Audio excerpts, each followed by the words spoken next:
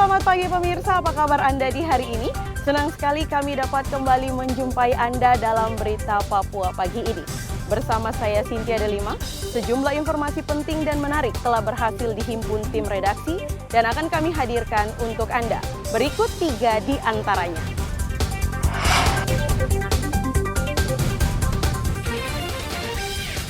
Pasokan Pertalite dan Pertamax minim, pengendara masih antre panjang di SPBU Merauke.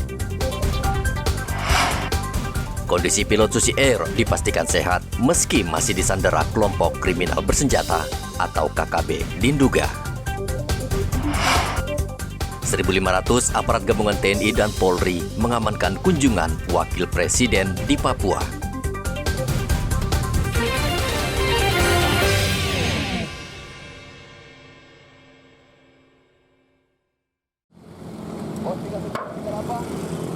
Hingga saat ini pasokan Pertalite dan Pertamax berkurang di Merauke sehingga memicu antrean panjang di sejumlah SPBU. Pemandangan seperti ini hampir setiap hari terjadi di 3 SPBU di Merauke. Ratusan sepeda motor maupun mobil antre untuk mendapatkan BBM. Ketika harga BBM non-subsidi seperti Pertamax naik, warga banyak beralih ke Pertalite sehingga antrean kendaraan untuk membeli Pertalite semakin panjang. Namun belakangan warga mulai jenuh karena harus berjam-jam antre, mereka pun akhirnya kembali membeli Pertamax. Walaupun mahal, antrean membeli Pertamax tidak sepanjang antrean Pertalite, sehingga mereka bisa menghemat waktu. Mau beli apa ini? Pertamax? Iya. Kenapa beli Pertamax? Kenapa enggak Pertalite? Karena Antrinya ya, lama ya. Ini kan naik sekarang Pak Lestri. Gimana pendapat Aris sekarang? Cukup berat. Ya, Mas, ini kan Pertamax ini lagi naik ya. Dia naik 1.000 lebih ya. Kalau menurut Mas gimana sih kenaikan ini? Cukup tinggi apa gimana? ya kalau bagi kita orang-orang ya kecil ya kita tinggi. Tinggi ya. Jadi maunya gimana kepada pemerintah ini? Pemerintah ya distabilin aja. Stabilin aja ya. Iya. Jangan naik terus ya. Iya. Pertamaxnya berapa liter, Bang? Belinya 20,97 liter. Harganya per liter berapa, Bang? 14.300. 14.300. Bang, sebagai warga masyarakat, gimana dengan harga Pertamax ini yang boleh dikata hampir setiap bulan naik ini, Bang? Ya, kita merasa mengeluh juga karena kenaikan bahan bakar. Semoga pemerintah menurunkan. Harga segini berat, Bang ya? Berat. Berat ya. Nah, kalau Abang pakai mobil ini setiap hari dia biasa ngisinya berapa liter, Bang? Per minggu ini. Per minggu ya? Berapa per minggunya, Bang? Seminggunya 500.000. 500.000 ya. Warga berharap pemerintah segera mengatasi kelangkaan Pertamax dan Pertalite agar tidak terjadi antrian panjang di SPBU. Muhammad Ridwan melaporkan dari Merauke, Papua Selatan. Untuk bicara dengan Indonesia untuk Pilot Susi Air Philip McMertens masih disandera KKB di Nduga, Papua Pegunungan. Pangdam 17 Cendrawasih Maijen Ishak Pangemanan memastikan sang pilot hingga saat ini dalam kondisi sehat. Aparat gabungan TNI Polri tetap berupaya negosiasi agar pilot warga Selandia Baru tersebut segera dibebaskan kelompok kriminal bersenjata atau KKB. Ada di hutan sana dengan kelompok dari terus, kita masih terus mengedepankan negosiasi. Ya. Itu kondisinya seperti apa ini? Sampai saat ini kondisinya baik. Ya. Mereka jaga pilot dengan baik sehingga tidak ada masalah. Kelompok kriminal bersenjata pimpinan Egyanus Kogoya menyandara pilot Susi Air sejak 7 Februari 2023 saat pesawat yang dikemudikannya mendarat di lapangan terbang Paro, Kabupaten Nduga, Papua Pegunungan. Egyanus bersedia membebaskan pilot asal pemerintah Indonesia memberikan kemerdekaan bagi Papua. Arthur melaporkan dari Nduga, Papua Pegunungan.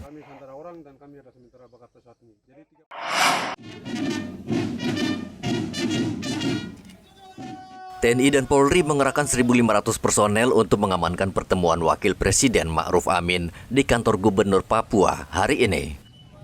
Selanjutnya pada tanggal 11 Oktober, Wapres mengunjungi Sorong, Papua Barat Daya. Kemudian pada tanggal 12 Oktober, Ma'ruf Amin akan meninjau Papua Youth Creative Hub dan Stadion Papua Bangkit. Pada tanggal 13 Oktober, Ma'ruf Amin ke Jayawijaya, Papua Pegunungan untuk meletakkan batu pertama pembangunan kantor Gubernur Papua Pegunungan. Ribuan aparat dikerahkan ke sejumlah tempat yang akan dikunjungi Wakil Presiden. Dengan kekuatan 1.500 personil yang kita siapkan dari TNI Polri dan jajaran pemerintah Provinsi Papua. Demikian. Agenda kunjungannya kemana aja nih? Untuk kunjungan Wakil Presiden kali ini, beliau akan selama 2 hari di Provinsi Papua, kemudian nanti bergeser ke Provinsi Papua Pegunungan, sana beliau selama sehari, kemudian lanjut ke Provinsi Papua Selatan. Kalau di Jayapura sendiri, apa itu agendanya? Untuk kegiatan beliau dari datang sampai dengan bergeser nanti ke Papua Pegunungan itu kegiatannya adalah kegiatan di kantor gubernur, kemudian ada juga berkunjung ke Papua Kreatif itu, kemudian ada ke Stadion Papua Bangkit. Wakil Presiden Ma'ruf Amin selama 1 minggu juga akan berkantor di Papua. Ia akan berdialog dengan para aktivis HAM, pengusaha lokal, hingga tokoh olahraga untuk mendengar langsung aspirasi dan keinginan mereka. Hendra melaporkan dari Kota Jayapura, Papua.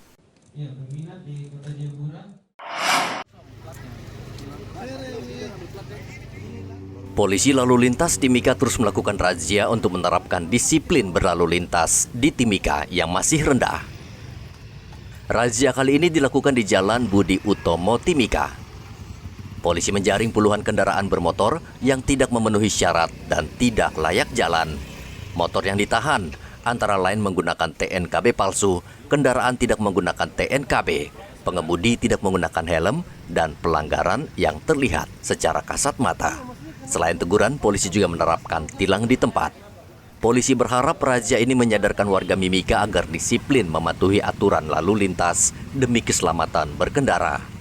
Hari ini kita melaksanakan kegiatan KRED, kegiatan rutin yang dilakukan berkolaborasi dengan Satuan Lalu Lintas dengan Satuan Sabara.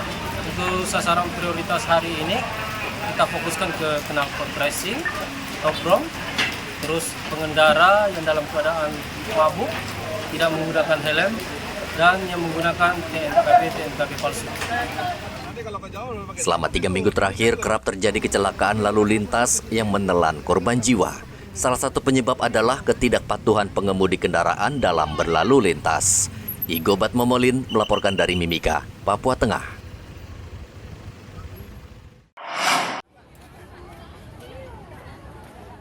Warga Mimika rela antre demi mendapatkan beras murah yang dijual pemerintah dalam pasar murah. Pasar murah digelar karena sejumlah harga kebutuhan pokok naik dan memberatkan sebagian warga. Bagi ibu rumah tangga, kesempatan ini tentu tidak dilewatkan. Mereka rela antre di bawah panas terik matahari untuk mendapatkan beras murah. Warga sangat senang karena terbantu dengan pasar murah ini. Harga barang jauh lebih murah dibanding harga di pasaran, apalagi harga beras yang saat ini melonjak naik. Minyak, gula, Murah ya dibuat? sembako, lumayan murah Pak. Makanya kita rela antrian panjang karena murah. Makasih bantuannya. Pemerintah menyediakan 10 ton beras premium. Upaya untuk menekan laju inflasi. Kenapa kami tambah kuota beras? Kuota beras hari ini kami kasih tunggu 10 tahun. Biasanya 5 ke bawah, kadang 3, kadang 2. Tergantung daya pembeli di tempat yang kami murah. Ini kami sengaja tambah kuota 10 tahun. Kenapa? Karena harga beras memang naik. Bukan cuma kita saja, tapi di seluruh Indonesia. Salah satu yang menyebabkan inflasi tinggi itu salah satunya beras. Kami lebih ke beras hari ini. Pasar murah akan digelar seminggu 3 kali. Selain beras, warga bisa membeli 9 bahan pokok lainnya, seperti minyak goreng, telur, bawang, dan gula. Di pasar murah ini juga dijual hasil kebun seperti umbi-umbian, singkong, dan lain sebagainya. Igo Batmomolin melaporkan dari Mimika, Papua Tengah.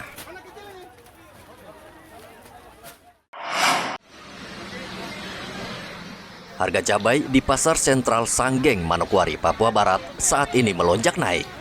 Sebelumnya harga cabai Rp60.000 hingga Rp70.000 per kilogram, kini naik menjadi Rp100.000 per kilogram. Salah satu pedagang cabai mengatakan kenaikan harga cabai disebabkan pasokan cabai berkurang karena gagal panen. Cabainya sekarang memang melonjak. Sekarang harganya sampai 100.000. 100.000? Iya, cabai kecil yang keberawat sama cabai keriting itu yang naik sekarang. Itu naik karena apa Bu untuk cabai keriting sendiri? Mungkin panen mungkin gagal apa gitu. Apa dari petaninya atas? Ya. Kalau tomat sih Bu? Kalau tomat sih sekarang tuh masih penjualan 16.000. Harganya sekitar 12 sampai 13. Itu sebelumnya bawang merah harganya berapa sebelumnya dan bawang putih? Sebenarnya bawang merah ini kalau bulan lalu itu masih harganya itu agak mahal. Cuman bawang merah memang agak turun, tapi yang sekarang naik tuh cabai. Sementara harga bawang merah dan bawang putih serta tomat masih terpantau normal. Bawang merah, bawang putih harganya sebelumnya berapa? Kalau bawang merah sampai sekarang? Atau kan? Ada yang 50 sih, karena tergantung pengambilannya juga kan. Kadang kita ambilnya di agen agak murah, ada yang mahal kan. Beda-beda agen juga. Ini dari mana Bu bawang putih, bawang merah? Dari kemarin yang bawang merah dari Lima. Kalau yang putihnya kurang tahu juga dari petani. Saat ini pasokan cabai rawit ukuran kecil terbatas. Sementara bawang putih dan bawang merah dipasok dari Surabaya dan Makassar, Sulawesi Selatan. Dari Manokwari, Papua Barat, Edi melaporkan. Polisi Pamong Praja Mimika menertibkan pedagang musiman yang kerap mangkal di Jalan Budi Utomo, Mimika. Pedagang musiman ini membuka lapak di pinggir jalan, padahal sudah disediakan pasar untuk mereka berdagang, sehingga kehadiran mereka dinilai merusak keindahan kota. Polisi Pamong Praja langsung memberikan teguran keras kepada pedagang, khususnya pedagang ikan, dan mereka pun langsung mengemas barang-barangnya. Pedagang mengaku baru 2 hari berjualan di pinggir jalan Budi Utomo. Sudah sejak kapan jualan di sini? Hah? Per hari ini. Di pasar sendiri bagaimana? Dilarang dari mana Satpol PP? Oh ini baru 2 hari ya? Tapi selama 2 hari jualan sini omset bagaimana? Kami tidak pernah melarang pedagang beraktivitas jual beli, tetapi pada tempatnya. Pada kenyataannya kita di Timika ini ada pasar, ada tempat-tempat yang memang diperuntukkan untuk orang menjual beli. Cuman yang pertama, ada pedagang yang memang secara aktivitas rutinitas dia bekerja sebagai pedagang sehari-hari yang memang aktivitasnya seperti itu. Ada juga pedagang yang musiman. Nah, pedagang musiman ini kadang-kadang mereka yang datang tidak lama terus jualan yang cuma musiman dengan musim-musim tertentu. Kadang kalau dia punya kebun ada dia jual, kalau tidak dia tidak. Jadi mereka seperti itu yang kemudian tidak punya lapak-lapak tetap yang kemudian menggunakan akses umum untuk berjualan. Nah kami himbau kepada teman-teman tolong kembali ke pasar. Kalau memang mau diletakkan lapak-lapaknya silakan di pasar. Kalaupun nanti mau tapi tetap harus di pasar di tempatnya. Ya sudah tahu teman-teman, yang pertama ini akses jalan. Jalan ini bukan tempat diperuntukkan untuk orang berjualan. Yang kedua akses trotoar bagi pejalan kaki itu bukan tempatnya. Satpol PP meminta pedagang berjualan di tempat yang disediakan pemerintah. Jika masih ada pedagang membandel, Satpol PP akan menyita dagangan. Igobat Momolin melaporkan dari Mimika, Papua Tengah.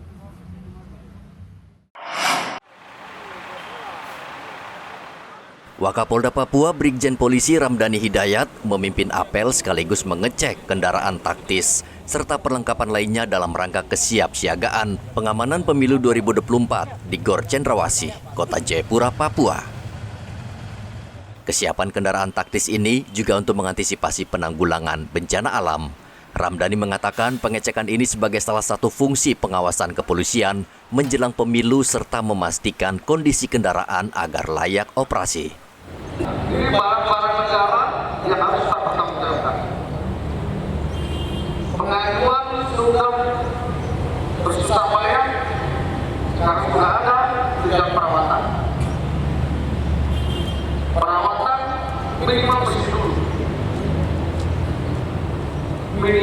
pendirian listrik itu mesti dulu siap pakai.